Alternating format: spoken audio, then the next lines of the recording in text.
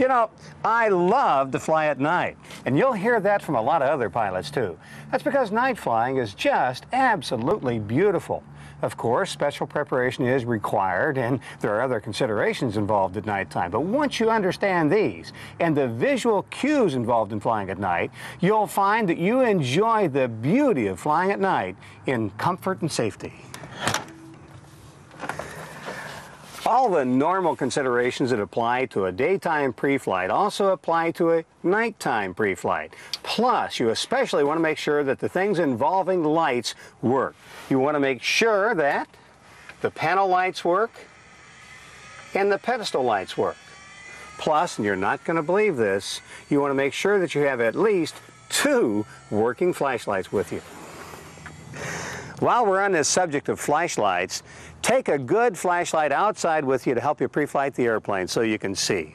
Now, a lot of old timers will tell you not to use white light because white light interferes with your nighttime vision. A lot of those old timers learned to fly in the military, flying off of carriers over a very, very dark ocean, and they needed all the nighttime adaptation that they could possibly get. Well, we don't need that perfect a nighttime adaptation, and we have to balance that with our ability to see what we're doing. And we do want to see what we're doing, so we'll use white light, but we'll make sure that we don't point it into our eyes, and when we get into the airplane, when we operate the panel lights, we'll turn them to the minimum amount necessary for us to see what we need to see. Now, while we're on this subject of lights, you want to make sure you pre-flight all the lights on your airplane before you go flying. And that means the taxi light, the landing light, the strobes, the rotating beacon, the navigation lights. Make sure you pre-flight all the lights. And you can save yourself one final embarrassment by looking underneath the aircraft before you get in and make sure that there are no chocks around the wheels and none of the wings are tied down. It's hard to see them at night and you can overlook them. One time I didn't see a tie down for a wing, and I tried to taxi with one wing tied down. Wound up doing turns about a tie down. So save yourself the embarrassment and look underneath the aircraft before you go fly. Now, if you're all done with your pre-flight, you're about ready to fire up the engine. At nighttime, there's one additional thing you should do, and that is turn on the rotating beacon and the navigation lights. That provides additional warning at nighttime that you're about to fire up. Can you imagine how surprising it would be to someone if they're walking by a dark airplane and all of a sudden it comes without warning, roaring to life? That's why you provide the warning by turning on the beacon and the navigation lights. Now, if you're equipped with a strobe light, you wouldn't want to turn it on now because that's distracting to pilots when they're in close quarters. So wait on that strobe light till you're ready for takeoff. Clear!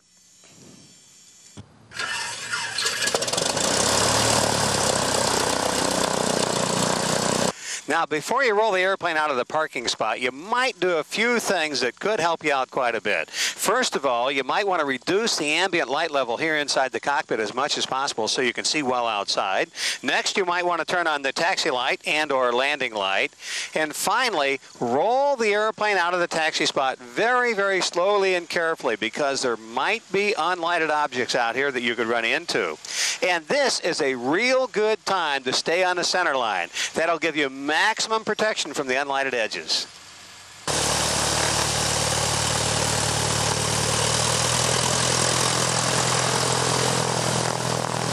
Now, here's a thought that may never have occurred to you, but your landing light can blind another pilot or lineman. So if you're turning your airplane and you're turning your landing light towards an area where it points at someone, you might consider turning either a landing light or taxi light off for a while and then turn it back on again when the area is clear.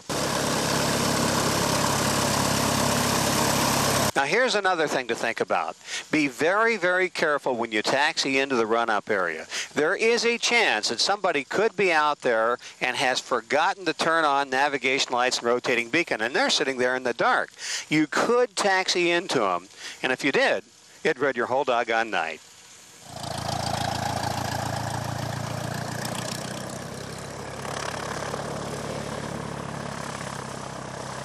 You know, one thing to be especially careful of at nighttime is to not allow the airplane to creep forward accidentally without your knowing it. That could happen because there's not a lot of clues out here at nighttime, and the airplane could start going forward and you wouldn't even know it. It could be an unpleasant surprise.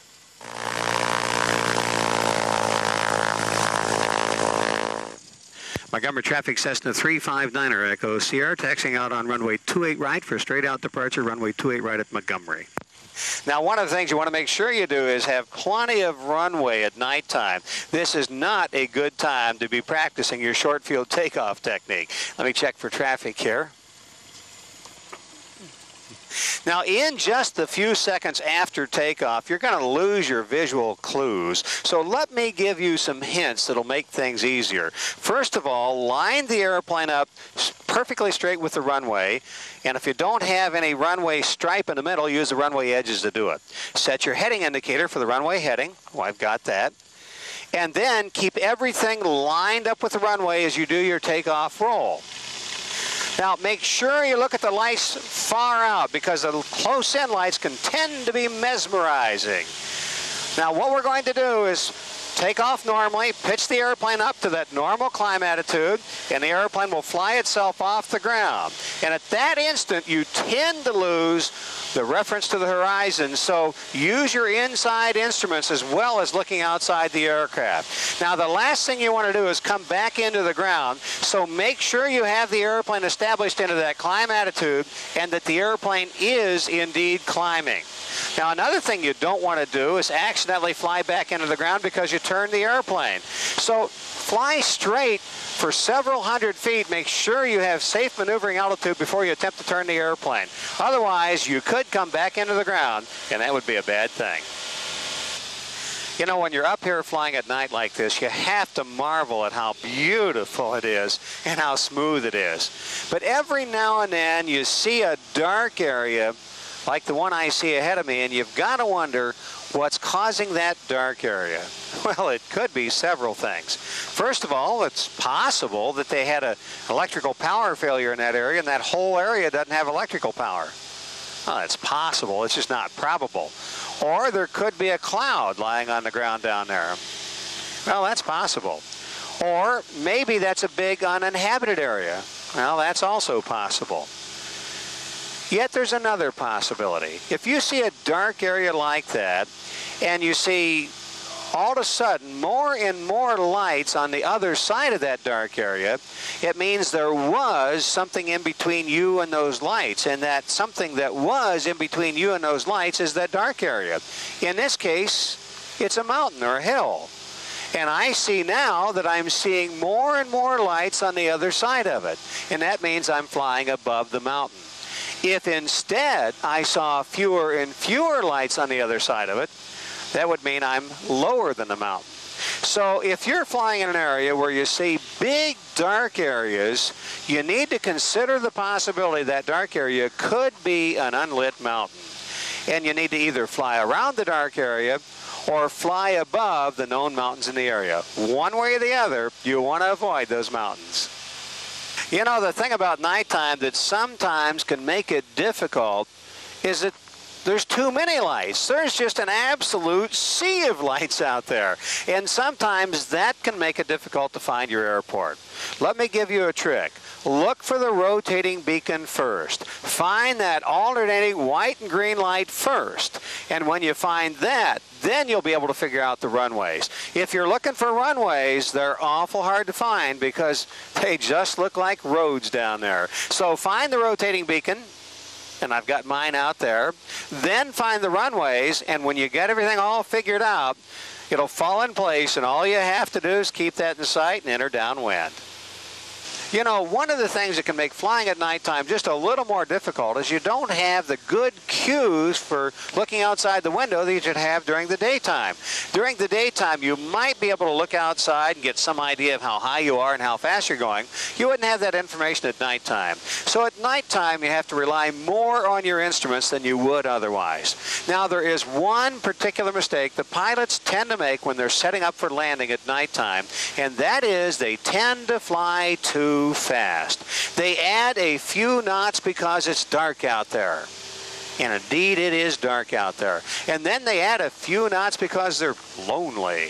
And they wind up making an approach way too fast to the airport, maybe even overrunning the runway. So at nighttime, do everything the same as you would during the daytime. Same speed, same approach, and everything will work out the same. Now, if the airport you're getting ready to land at has a VASI, or a visual approach slope indicator, you're in luck, because that'll make the landing a lot easier. So everything else being the same, pick a runway that's got a VASI and follow it. Now, if the airport doesn't have a VASI, here's a rule of thumb that'll help you out an awful lot. What you want to do is fly about a 3-degree glide path, and that is 5 times your ground speed. So if your ground speed is 60 knots, your rate of descent should be about 300 feet a minute. So establish at what looks like to you the right angle a 300 feet a minute descent, and see what the runway does. If the runway moves up the windshield, then you need to shallow your descent, add a little power. If the runway moves down the windshield, then you need to reduce a little power, steepen your descent. And that way you have a rule of thumb, and at 300 feet a minute, everything's staying right where it should on the windshield, and you're doing it just about right.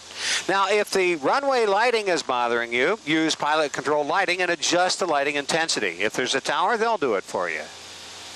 Montgomery traffic, Cessna 359er Echo Sierra, 1 mile final, runway 28 right at Montgomery. Now, when you're approaching to land at an airport at night like this, you have to ask the question, well, at nighttime, when should I flare? Well, the answer is you'd flare the same as you would during the daytime, and everything is exactly the same, except you can't see as much at nighttime. There are pilots who claim they flare too high because the concrete dazzles them, and other pilots say they flare too low because the blacktop doesn't give them enough help. So when do you flare? Well, you flare when you start seeing the kind of detail that gives you a help during a normal landing.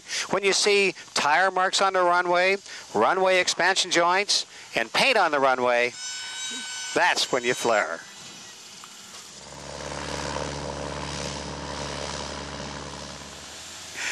You know, like all things mechanical, eventually landing lights on airplanes will fail. And if it happens to you the first time when you're flying an airplane and you haven't practiced it, it's going to be a lot tougher. So let's land this time with no landing light so that you'll have the experience. Now, how do you know when to flare when you're landing with the landing lights off? Well, you flare when things out in the distance appear to rise to your level or above you. Another technique you can use is use the glassy water seaplane technique. Establish the airplane in a climb attitude and use power to gradually lower the airplane to the runway and let it kiss the ground. It works every time if you got plenty of runway, but it does take a lot of runway. Now, as you can see, night flying does take extra effort and practice, but it adds a whole new, beautiful dimension to your flying, one that your passengers will appreciate on every trip.